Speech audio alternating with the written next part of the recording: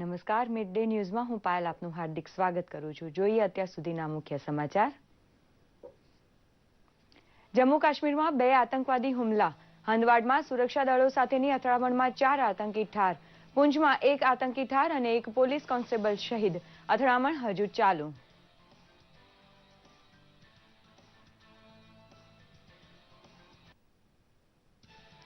ઝાકિર નાઇક પાસેથી ફાળો લેવા બદલ કોંગ્રેસની સખત શબ્દોમાં ઝાટકણી કાઢતો ભાજપ. 2011માં ઇસ્લામિક રિસર્ચ ફાઉન્ડેશન પાસેથી રાજીવ ગાંધી ફાઉન્ડેશને દાનમાં મળેલા 50 લાખ રૂપિયા પર ઉઠાવ્યા સવાલો.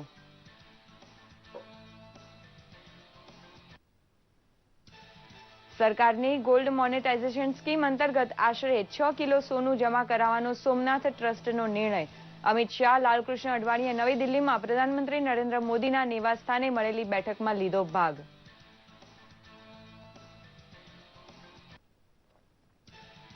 રાજ્ય સરકાર સંપૂર્ણ પારદર્શક, ગતિશીલ અને સંવેદનશીલ સરકારના સિદ્ધાંતોને અનુસરીને જ કામ કરશે તેમ જણાવતા મુખ્યમંત્રી વિજય રૂપાણી. વડોદરામાં શ્રીજીના દર્શન પૂજન સાથે ગણેશ દર્શન નગરયાત્રાનો કરાવ્યો પ્રારંભ. જીપીએસસી દ્વારા ગુજરાત સરકારની વર્ગ 1 અને વર્ગ 2 ની 460 જગ્યાઓ માટે આજે મેન્સની પરીક્ષા. પરીક્ષાલક્ષી માહિતી માટે મોબાઈલ એપ્લિકેશન થઈ લોન્ચ. મૌખિક મુલાકાતમાં ભ્રષ્ટાચાર ડામવા માટેની ડ્રો સિસ્ટમથી નોકરી વાંચુકો પણ ખુશખુશાલ. સુપ્રસિદ્ધ યાત્રાધામ અંબાજીમાં ભાદરવી પૂનમના મેળાનો રંગે ચંગે થયો આરંભ. માઈ મંદિરે પહોંચી ધજા અર્પણ કરી ધન્યતા અનુભવતા ભક્તો. સાબરકાંઠાના માર્ગો પર ઉમટ્યો માનવ મહેરામણ. વિવિધ સેવાભાવી સંસ્થાઓ દ્વારા સેવા કેમ્પોનું આયોજન. જોઈએ સમાચાર વિગતવાર. જમ્મુ કાશ્મીરના હંદવાડા વિસ્તારમાં આતંકવાદી હુમલો કરાયો છે, જેમાં 4 આતંકવાદીઓને ઠાર મરાયા છે. તેમની પાસેથી સુરક્ષા કર્મીઓએ હથિયારો જપ્ત કર્યા છે. દરમિયાન પૂંચ વિસ્તારમાં પણ આતંકવાદીઓએ હુમલો કર્યો છે, જેમાં 1 પોલીસકર્મી શહીદ થયા છે તો 1 આતંકવાદીને ઠાર મરાયો છે. આજે સવારે એક સર્ચ ઓપરેશન દરમિયાન અલ્લાહપીર વિસ્તારમાં એક ઘરમાંથી પોલીસ પર ગોળીબાર થયો હતો, જેમાં 1 જવાનને ગોળી વાગતા તે શહીદ થયા છે. એક સબ ઇન્સ્પેક્ટરને પણ ઈજાઓ પહોંચી છે. સુરક્ષા દળ અને પોલીસને આતંકીઓ ઘૂસ્યા હોવાની માહિતી મળી હતી, જેને લઈને સર્ચ ઓપરેશન ચાલી રહ્યું છે. તે દરમિયાન આતંકીઓ ગોળીબાર શરૂ કર્યો હતો. આ વિસ્તારમાં 2 થી 3 આતંકીઓ ઘૂસ્યા હોવાની આશંકા છે. સુરક્ષા દળે સમગ્ર વિસ્તારને ચોતરફથી ઘેરી લીધો છે. બીજી તરફ મિની સચિવાલયની નિર્માણ પામી રહેલી ઇમારતમાંથી પણ ગોળીબાર થયાની ઘટના સામે આવી છે, જ્યાં પણ આતંકીઓ છુપાયા હોવાની આશંકા છે. રાજીવ ગાંધી ફાઉન્ડેશન દ્વારા વર્ષ 2011માં ઇસ્લામિક રિસર્ચ ફાઉન્ડેશન પાસેથી દાન મેળવવા અંગે કેન્દ્રીય મંત્રી રવિશંકર પ્રસાદે કોંગ્રેસ પર પ્રહાર કર્યો છે. તેમણે જણાવ્યું છે કે ઝાકિર નાઇકના ઇસ્લામિક રિસર્ચ ફાઉન્ડેશનને રાજીવ ગાંધી ફાઉન્ડેશનને 50 લાખ રૂપિયા આપ્યા હતા. તેમણે રાજીવ ગાંધી ફાઉન્ડેશનના ચેરમેન સોનિયા ગાંધી સહિતના સભ્યો પર સવાલો ઉઠાવ્યા છે. जो जाकिर नायक का एनजीओ है इस्लामिक रिसर्च फाउंडेशन, उसने 50 लाख रुपए दिए थे राजीव गांधी फाउंडेशन। राजीव गांधी फाउंडेशन में भारत के उस समय को चलाने वाले सारे प्रमुख लोग मेंबर थे। श्रीमती सोनिया गांधी यूपीए की चेयरपर्सन और नेशनल एडवाइजरी काउंसिल की chairperson, something wielding more power than Manmohan Singh और बाकी सब। तो ये सवाल मैं क्यों नहीं उठाऊं कि जाकिर नायक की इलीगल एंटी नेशनल गतिविधियों पर पर्दा डालने के लिए यह घूस दिया गया था। રાષ્ટ્રપતિ પ્રણવ મુખર્જીએ આશા વ્યક્ત કરી છે કે સરકાર ઝડપથી જીએસટી બિલ માટે સમિતિની રચના કરશે અને પરોક્ષ કરની અસરોને ઘટાડશે. તેમણે કહ્યું કે જીએસટી લાગુ થતા તમામ ગ્રાહકો પ્રથમ વખત એક સંયુક્ત બજારમાં સામેલ થશે. રાષ્ટ્રપતિએ ચેન્નઈમાં કુરુર વૈશ્ય બેંકના શતાબ્દી સમારોહમાં હાજરી આપતા કહ્યું હતું કે મને આશા છે કે હવે નાણાં મંત્રાલય જીએસટી સમિતિ બનાવવા યોગ્ય પગલાં લેશે, જે જીએસટીના દર નક્કી કરશે. Will take the appropriate steps to set up the GST Council to fix the rate, because it is the responsibility of the GST Council so that one uniform rate of the goods and services are introduced all over India. It will not only be one rate of interest, one uniform rate of taxation. But it will also be single point taxation, not multi-point taxation. And therefore the cascading effect of that would not be very serious. Somnath ટ્રસ્ટે સરકારની સુવર્ણ મૌદ્રીકરણ યોજના થકી આશરે 6 kilogram સોનું જમા કરાવવાનો નિર્ણય લીધો છે. વિવિધ મુદ્દા પર ચર્ચા માટે ગઈકાલે પ્રધાનમંત્રી નરેન્દ્ર મોદીના નિવાસસ્થાને ટ્રસ્ટીઓની બેઠક મળી હતી. ભાજપના વરિષ્ઠ નેતા લાલકૃષ્ણ અડવાણીની અધ્યક્ષતામાં મળેલી આ બેઠકમાં પ્રધાનમંત્રીએ સોમનાથને પ્રાચીન વિરાસતના તીર્થસ્થાન અને પ્રવાસન સ્થળ તરીકે વિકસિત કરવા પર ભાર મૂક્યો હતો. બેઠકમાં સોમનાથને સમુદ્ર માર્ગથી જોડાવાનો પણ નિર્ણય લેવાયો છે. ઉપરાંત પીપીપી ધોરણે સોમનાથમાં મ્યુઝિયમ બનાવવાનો નિર્ણય પણ ટ્રસ્ટની બેઠકમાં લેવાયો છે. ટ્રસ્ટના ચેરમેન કેશુભાઈ પટેલની નાદુરસ્ત તબિયતને કારણે લાલકૃષ્ણ અડવાણીએ બેઠકની અધ્યક્ષતા કરી હતી. નવનિયુક્ત ટ્રસ્ટી અને ભાજપના રાષ્ટ્રીય અધ્યક્ષ અમિત શાહ પણ બેઠકમાં સામેલ થયા હતા. મુખ્યમંત્રી વિજયભાઈ રૂપાણીએ ગઈકાલે વડોદરામાં દીક્ષાર્થીઓની ખાણ ગણાતા છાણી ગામમાં શ્રીજીના દર્શન પૂજન સાથે ગણેશ દર્શન નગર યાત્રાનો પ્રારંભ કરાવ્યો હતો. સાથે જ તેમના હસ્તે શ્રીજીને સુવર્ણહાર અર્પણ કરાયો હતો. વિઘ્નહર્તા સામે શીશ નમાવતા મુખ્યમંત્રીએ કહ્યું હતું કે ગુજરાત સરકાર સંપૂર્ણ પારદર્શકતા, પ્રામાણિક શાસન, નિર્ણાયક, ગતિશીલ અને સંવેદનશીલ સરકારના સિદ્ધાંતોને અનુસરીને કામ કરશે. સાથે જ તેમણે જણાવ્યું હતું કે ખાતો નથી અને ખાવા દેતો નથી તે અમારી સરકારનું પ્રેરક બળ છે. તેમણે ઉમેર્યું હતું કે સરકાર લોકોની સુખાકારી વધે તેવા નિર્ણયો ઝડપથી લેશે. આ ઉપરાંત તેમણે સરદાર સાહેબની પ્રતિમાને પુષ્પાંજલિ પણ અર્પણ કરી હતી. ગુજરાત પબ્લિક સર્વિસ કમિશન દ્વારા ગઈકાલે જીપીએસસીની મુખ્ય પરીક્ષા યોજવામાં આવી હતી. રાજ્ય સરકારમાં વર્ગ 1 અને વર્ગ 2ના અધિકારીઓ માટે આ પરીક્ષા લેવામાં આવે છે. વર્ગ 1 અને વર્ગ 2ની 460 જગ્યાઓ માટે સમગ્ર રાજ્યમાંથી 10,383 જેટલા ઉમેદવારોએ પરીક્ષા આપી હતી. પોલીસના ચુસ્ત બંદોબસ્ત વચ્ચે અમદાવાદના 47 કેન્દ્રો પરથી પરીક્ષા લેવામાં આવી હતી. મુખ્ય પરીક્ષામાં પારદર્શિતા જાળવવા માટે જીપીએસસી દ્વારા સીસીટીવી કેમેરા પણ લગાવવામાં આવ્યા હતા. આજે સવારે અને બપોરે 1-1 એમ 2 પેપરની પરીક્ષા લેવાશે. 18 સપ્ટેમ્બરે પણ મુખ્ય પરીક્ષાના 6 પેપર લેવામાં આવશે. જીપીએસસીના ચેરમેન દિનેશ દાસાએ નોકરીવાંછુક ઉમેદવારોને સફળતાની શુભેચ્છા પાઠવી છે. વિદ્યાર્થીનો પરફોર્મન્સ હશે, જે વિદ્યાર્થી મેરિટમાં હશે, એમને ક્યાંય કોઈ જગ્યાએ એમની પસંદગી કોઈ અટકાવી નહીં શકે એવો એક ભરોસો, વિશ્વાસ અને માત્ર પોતાની મહેનત અને પોતાની આવડત પર ભરોસો રાખે અને બાકી કોઈ જેને અનએથિકલ વેઝ જે કહેવાય છે એ અખત્યાર કરવાનો પ્રયત્ન ન કરે, એટલી મારી વાત સાથે આ તમામ ઉમેદવારોને હું મારી શુભેચ્છા આપું છું. મેક ઇન ઇન્ડિયા અને સ્કિલ ઇન્ડિયા અંતર્ગત આજે દેશ વિકાસના પંથે અગ્રેસર થઈ રહ્યો છે. તેમાં પણ કેન્દ્ર શાસિત પ્રદેશનો ઔદ્યોગિક વિકાસ ચરમ પંથે છે. આજે સંઘ પ્રદેશમાં 3,000થી વધુ ઔદ્યોગિક એકમો કાર્યરત છે, જેમાં ખાસ કરીને Alok master benches private limited ઇન્ડસ્ટ્રીઝને મધ્યમ ઉદ્યોગ ક્ષેત્રે ઉત્કૃષ્ટ પ્રદર્શન બદલ પ્રધાનમંત્રીના હસ્તે સન્માનિત કરાશે. જોઈએ એક રિપોર્ટ. આજનો યુગ સ્પર્ધાનો યુગ છે અને આ સ્પર્ધામાં ટકી રહેવું હોય તો આપણામાં એવી કુશળતા હોવી જોઈએ કે જેના જોરે આપણે અન્યને હંફાવી શકીએ અને દુનિયામાં આપણે ડંકો વગાડી શકીએ. ત્યારે સંઘ પ્રદેશ દાદરા નગર હવેલીની Alok master benches private limited ઇન્ડસ્ટ્રીઝના નાના અને મધ્યમ કદના ઔદ્યોગિક એકમો માટે ઉત્તમ ઉદાહરણ પૂરું પાડી રહી છે. કંપનીના સારા દેખાવમાં સંચાલકોની રાત દિવસની મહેનત અને કાર્યકુશળતા મહત્વની છે.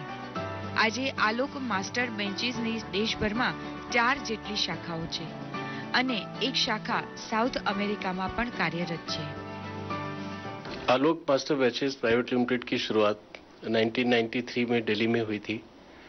इस समय हमारे भारत में 4 प्लांट्स हैं और एक पैराग्वे साउथ अमेरिका में प्लांट है. हम मेनली मास्टर बैचेस बनाते हैं जो प्लास्टिक इंडस्ट्री में जिसका यूज़ होता है, और हम कई तरह के additive master batch, white, colour, black और फिलर मास्टर बैचेस बनाते हैं. મહત્વનું એ છે કે કંપનીના લાઇટ ડિફ્યુઝિંગ એજન્ટ તથા થર્મલી કન્ડક્ટિવ કમ્પાઉન્ડને પુરસ્કૃત કરાયા છે. આ પ્રોડક્ટ LED લાઇટ્સમાં જ વપરાય છે. કેન્દ્ર સરકારે વીજ વપરાશ બચાવવા માટે ઉજાલા યોજનાની શરૂઆત કરી છે, જેમાં આ કંપનીનો મહત્વનો ભાગ ભજવી રહી છે. કંપની પોતાની લેબમાં એન્જિનિયર અને કર્મચારીઓને પ્રશિક્ષણ આપે છે. પ્રશિક્ષણ આપનારા નિષ્ણાતો વિદેશમાંથી પણ આવતા હોય છે. प्रधानमंत्री जी की स्किल इंडिया जैसी योजनाओं का दूसरा एक रूप है हमारा एटिक लैब, जहां हमारे इंजीनियर्स और वर्कर्स को हम लोग ट्रेनिंग देते हैं और ये ट्रेनिंग देने के लिए इवन फॉरेन से एक्सपर्ट्स आते हैं. कंपनी ने उसके बाद टेक्नोलॉजी में काफ़ी बड़े इन्वेस्टमेंट्स किए, जिसका एक बड़ा उदाहरण है हमारी एटिक लैब. एटिक है आलोक टेक्निकल इंक्यूबेशन सेंटर और हमारा उद्देश्य है कि हम सेफ, अफोर्डेबल और सस्टेनेबल प्रोडक्ट्स मार्केट में पहुंचाएं. हमारा देश आज स्किल इंडिया के तहत अग्रसर हो रहा है. मुझे खुशी है कि स्किल इंडिया कार्यक्रम के अंतर्गत दिल्ली स्थित एटिक आलोक टेक्नोलॉजी इंक्यूबेशन सेंटर में मैंने 2 सप्ताह का विशेष ट्रेनिंग लिया है, जिससे मैंने अपने कार्य में दक्षता हासिल किया है, जो मेरे करियर के लिए बहुत अहम है. इंडस्ट्रियल ग्रोथ के लिए स्किल इंडिया कार्यक्रम के अंतर्गत मैन पावर का बहुत बड़ा रोल है. मैं स्किल इंडिया योजना का स्वागत करता हूं, जिसमें युवा को अपने क्षेत्र में ट्रेनिंग मिल रहा है. આમ આ કંપની સ્કિલ ઇન્ડિયાને સફળ બનાવવામાં કેન્દ્ર સરકારને પણ મદદરૂપ સાબિત થઈ રહી છે.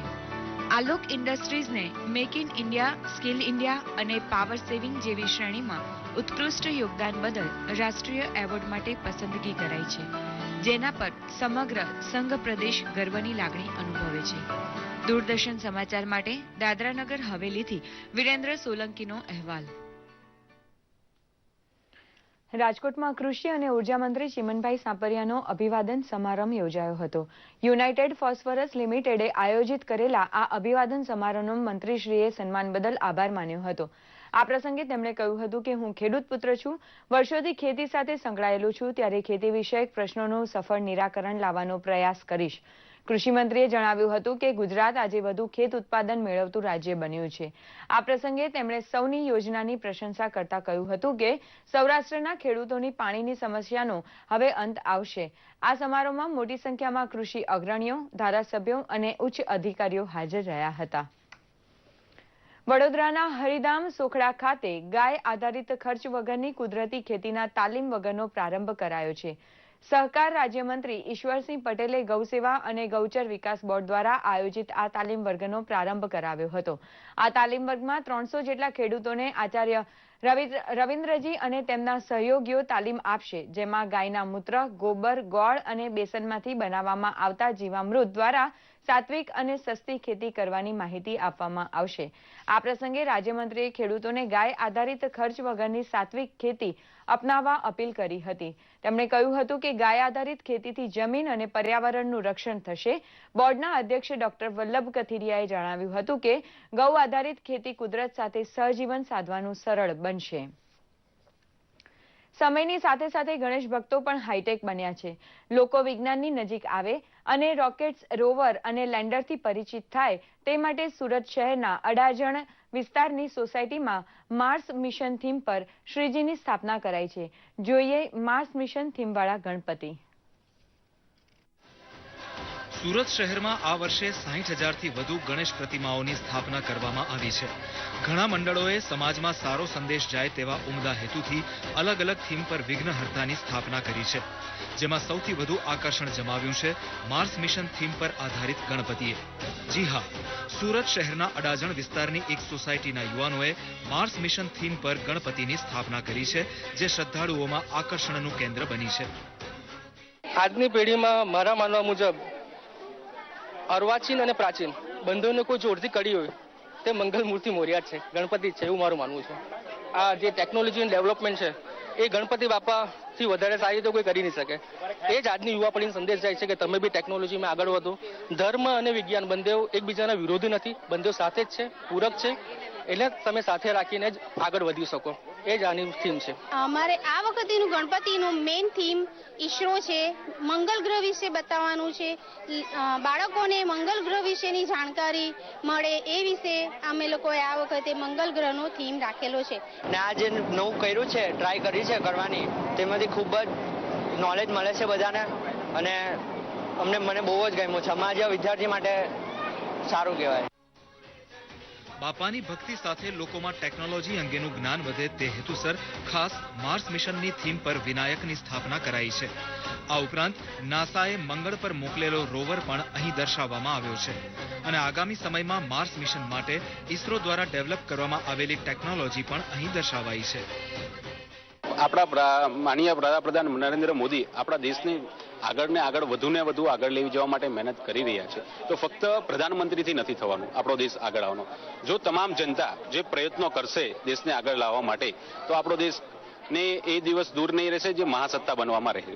તે માટે અમે આ થીમ લોન્ચ કરી છે. આ માર્સ મિશન થીમ થકી બ્રહ્માંડમાં કેટલા તારા છે, સૌર મંડળનો સૌથી ઊંચો પર્વત મંગળ ગ્રહ પર આવેલો છે, એ પ્રકારની જુદી જુદી માહિતી લોકો સુધી પહોંચાડવામાં આવી રહી છે. આમ માર્સ મિશનની થીમ પર સ્થાપવામાં આવેલા ગણેશજીના દર્શન કરવા દૂર દૂરથી શ્રદ્ધાળુઓ ઉમટી રહ્યા છે અને બાપાના દર્શન સાથે નવી ટેકનોલોજીથી પણ માહિતગાર થઈ રહ્યા છે. દૂરદર્શન સમાચાર માટે સુરતથી એઝાદ શેખનો અહેવાલ. દુંદાળા દેવ ગણપતિજીના ગણેશોત્સવ દરમિયાન રાજ્યભરમાં વિવિધ થીમ પર તેમની મૂર્તિની સ્થાપના કરાઈ છે. ત્યારે રાજપીપળા ખાતે ગણેશ પંડાલે અનોખી થીમ સાથે ગજાનનની મૂર્તિની સ્થાપના કરી છે. ગણેશજી પોલિયો મુક્ત ભારતનો સંદેશ આપતા હોય તેવી પ્રતિમાની સ્થાપના કરાઈ છે. આ ગણેશ મંડળમાં બાળકોને પોલિયોના 2 ટીપા પણ પીવડાવવામાં આવે છે, જેને અનોખું આકર્ષણ જણાવવામાં આવ્યું છે. નવા ફળિયા માછી યુવક મંડળની આ પહેલને લોકોએ આવકારી છે.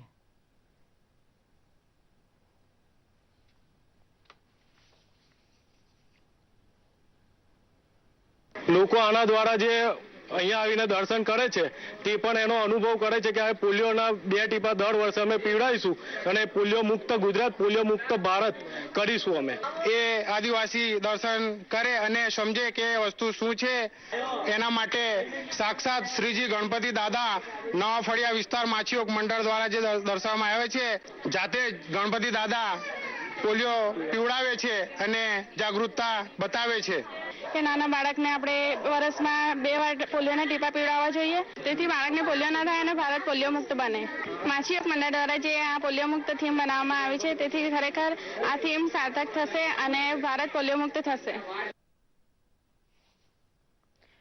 કહેવાય છે કે ઈશ્વર એક માર્ગ બંધ કરે ત્યારે અનેક માર્ગો ખોલી દે છે. એટલે જ દિવ્યાંગો પાસે ભલે શારીરિક ક્ષમતા ઓછી હોય, પરંતુ તેમની આંતરિક સૂઝબૂઝ ભલભલાને પાછા પાડી દેનારી હોય છે. બનાસકાંઠાના લાખાણી તાલુકાના દિવ્યાંગ ખેડૂતે આવી જ સૂઝબૂઝથી સમગ્ર તાલુકાને સદ્ધર કર્યા છે. જોઈએ એક ખાસ અહેવાલ. દાડમથી લહેરાતા આ ખેતરો આજે તો લાખાણી તાલુકાની આગવી ઓળખ બની ગયા છે. પરંતુ 2004માં જ્યાં ગોળિયા ગામે ગેનાજી પટેલે દાડમની ખેતીની શરૂઆત કરી, ત્યારે તેમણે તાલુકામાં ક્રાંતિની પહેલ કરી હતી. પોલિયોથી પીડિત આ ખેડૂત માટે અન્ય ખેતી મુશ્કેલ હતી, ત્યારે તેમને દાડમની ખેતીનો વિચાર આવ્યો અને આજે તેઓ મબલક કમાણી કરી રહ્યા છે. આ દાડમની ખેતી કરવાના કારણે રાજ્ય સરકારે અને યુનિવર્સિટીએ પણ એની નોંધ લઈ અને મને કેન્દ્ર લેવલ સુધીના 6 નેશનલ એવોર્ડ અને 12 રાજ્ય કક્ષાના એવોર્ડો મને પ્રાપ્ત થયા છે અને અન્ય પણ બીજા એવોર્ડો પણ મને મળ્યા છે.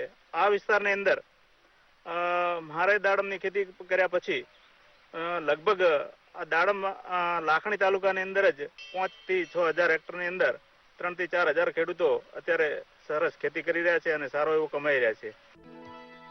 ગેનાજીને શરૂઆતમાં અનેક અડચણોનો સામનો કરવો પડ્યો હતો.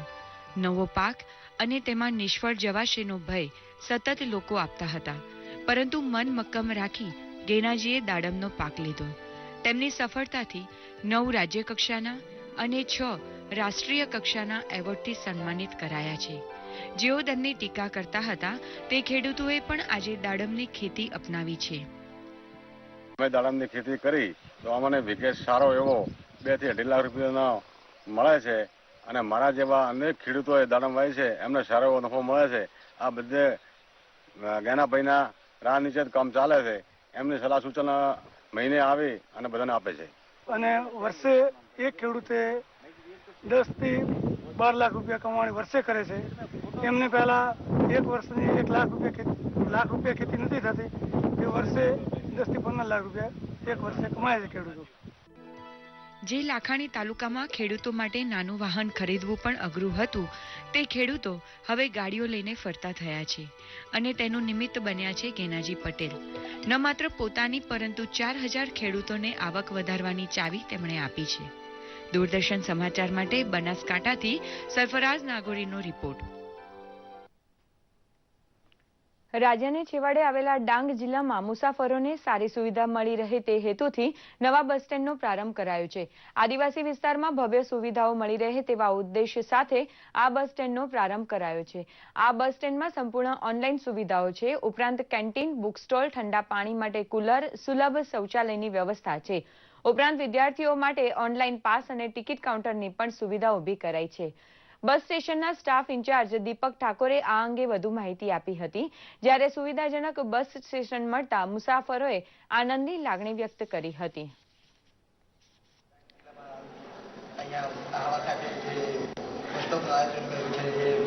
સરસ કર્યું છે અને અહીંયા મોટાભાગની બધી જ સુવિધાઓ ઉપલબ્ધ કરવામાં આવી છે. આ ડેપો સરસ સુવિધા છે અને પંખા બેસવાની બધું વ્યવસ્થા છે. ભાદરવી પૂનમના આડે હવે ગણતરીના દિવસો બાકી છે, ત્યારે સાબરકાંઠાના માર્ગો પદયાત્રીઓથી ઉભરાઈ રહ્યા છે. અંબાજી જતા પદયાત્રીઓ માટે ઠેર ઠેર સેવા કેમ્પો પણ નાખવામાં આવ્યા છે. પદયાત્રીઓ માટે ચા, નાસ્તો, ભોજન અને દવાની પણ વ્યવસ્થા કેમ્પમાં કરાઈ છે. એક માન્યતા છે કે ભક્તો માં અંબેને નવરાત્રીમાં પધારવા આમંત્રણ આપવા પદયાત્રા કરી અંબાજી જાય છે. એક અન્ય માન્યતા છે કે દાંતાના રાજાએ ખેડ બ્રહ્માના માતાને પોતાની સાથે આવવા પ્રાર્થના કરી હતી, જે બાદ માતાજી અંબાજીમાં બિરાજમાન થયા.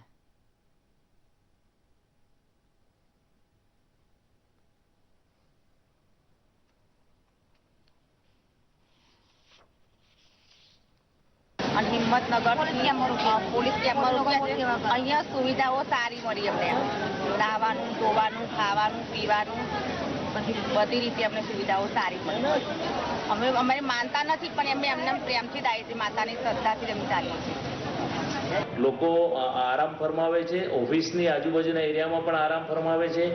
સાથે સાથે સાબરકાંઠા જિલ્લામાં મજરાથી અંબાજીની એટલે બનાસકાંઠા જિલ્લાની હદ સુધી એક સ્પેસિફાઈડ બંદોબસ્ત ગોઠવવામાં આવ્યો છે અને આ બંદોબસ્તમાં ટુકડે 24 કલાક એટલે રાઉન્ડ ધી ક્લોક પેટ્રોલિંગ રાખવામાં આવ્યું છે, જેથી રાત્રે અને દિવસે જે પદયાત્રીઓ ચાલતા જાય છે એ લોકોને પૂરતી સલામતી મળી રહે અને કેમ્પો ઉપર જે લોકો ટૂંકમાં વિશ્રામ કરે છે તે લોકોની પણ સલામતી વ્યવસ્થિત જાળવી શકાય. કઠલાલ તાલુકાના પીઠાઈ ગામે આવેલા પીઠેશ્વરી માતાના મંદિરે પરંપરાગત ભાદરવા સુદ આઠમ અને નોમનો મેળો ભરાય છે. 2 દિવસના આ મેળામાં હજારો ભક્તોની ભીડ જામી છે. પીઠેશ્વરી માતાના મંદિર માટે માન્યતા છે કે મહિષાસુર નામના રાક્ષસે પાડાનું સ્વરૂપ લીધું હતું. તેનો કોઈ વધ કરી શકતું ન હતું, ત્યારે મહિષાસુરી માતાનું અષ્ટભુજા રૂપ લઈને માતાજીએ તેના પીઠ પર વાર કરી તેનો વધ કર્યો હતો. ત્યારથી આ સ્થળ પીઠાઈ અને મંદિર પીઠેશ્વરી માતાના નામથી ઓળખાય છે.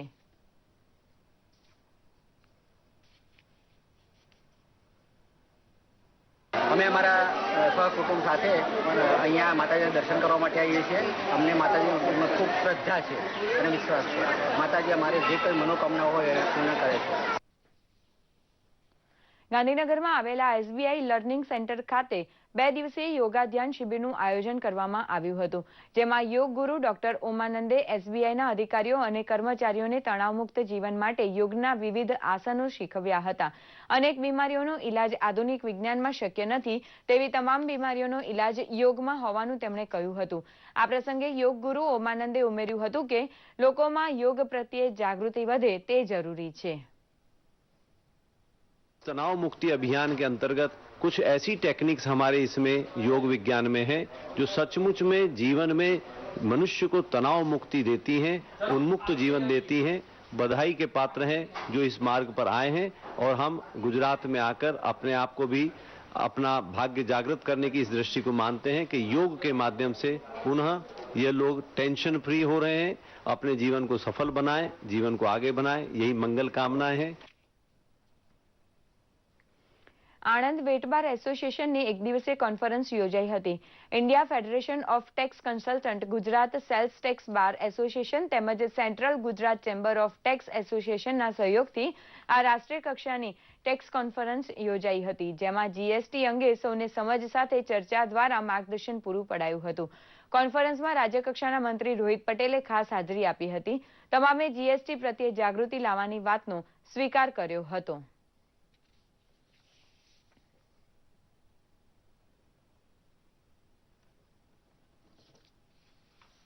પહેલી એપ્રિલ 2017થી જીએસટીનો કાયદો અમલમાં લાવવા માટેની તૈયારીઓ થઈ ગઈ છે. બંધારણીય સુધારાને મંજૂરી મળી ગઈ છે. જીએસટીનો કાયદો રચવા માટે આજે કેન્દ્ર સરકારે જાહેરાત કરી કે કાઉન્સિલની પણ રચના થઈ ગઈ છે અને કાઉન્સિલ કામ કરવાનું શરૂ કરશે. સેન્ટ્રલ ગવર્મેન્ટે ગુડ્સ એન્ડ સર્વિસ ટેક્સ પસાર કરેલ છે. ખાસ તો આ ટેક્સ કોન્ફરન્સનું આયોજન એટલે જ કર્યું છે કે આ જીએસટી એક્ટ એ આપણા દેશનું જે આર્થિક માળખું છે એમાં સંપૂર્ણ ક્રાંતિ લાવવાનું છે.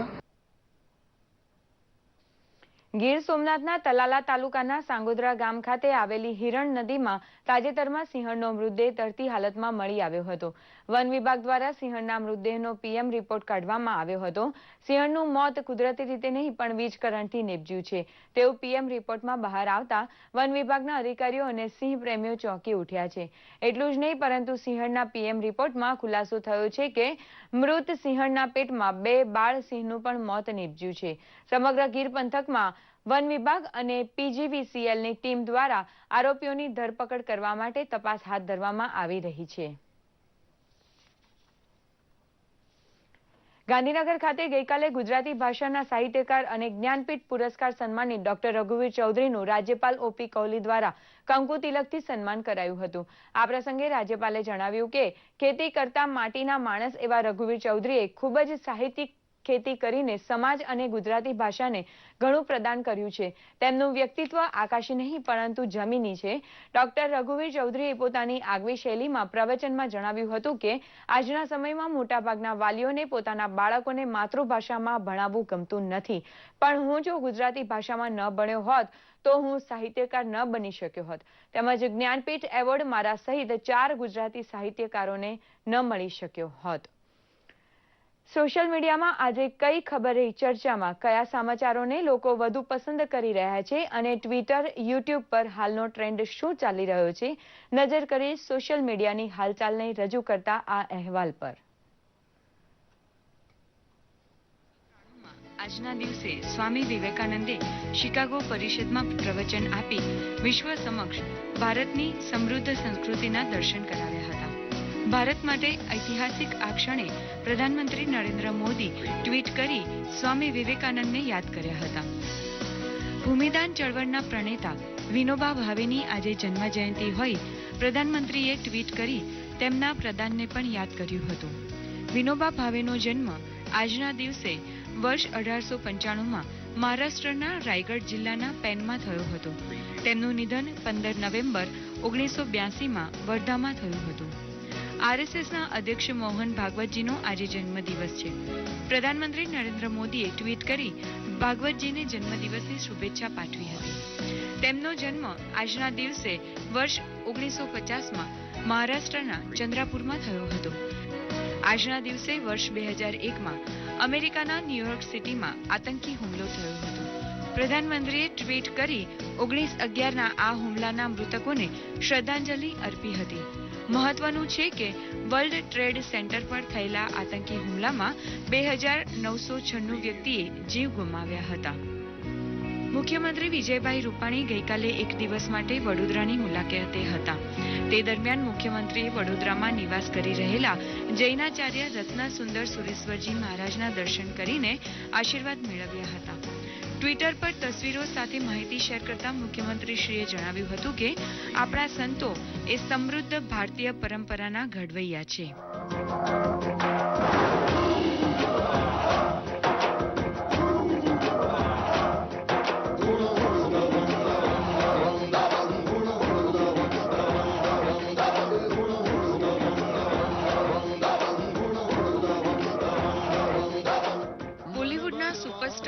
સલમાન ખાનની ફિલ્મ દબંગે સફળતાના 6 વર્ષ પૂર્ણ કરતા #6 years of દબંગ સાથે ટ્વિટર ટ્રેન્ડ જોવા મળ્યો. સલમાન ખાનના ફેન્સ દ્વારા મોટી સંખ્યામાં અભિનંદન પાઠવવામાં આવ્યા હતા. ડિરેક્ટર અભિનવ કશ્યપ અને પ્રોડ્યુસર અરબાઝ ખાનની આ ફિલ્મ 10 સપ્ટેમ્બર 2010માં રિલીઝ થઈ હતી. આ ફિલ્મમાં સલમાન ખાન ઉપરાંત સોનાક્ષી સિન્હા, સોનુ સૂદ અને વિનોદ ખન્નાએ અભિનય કર્યો હતો.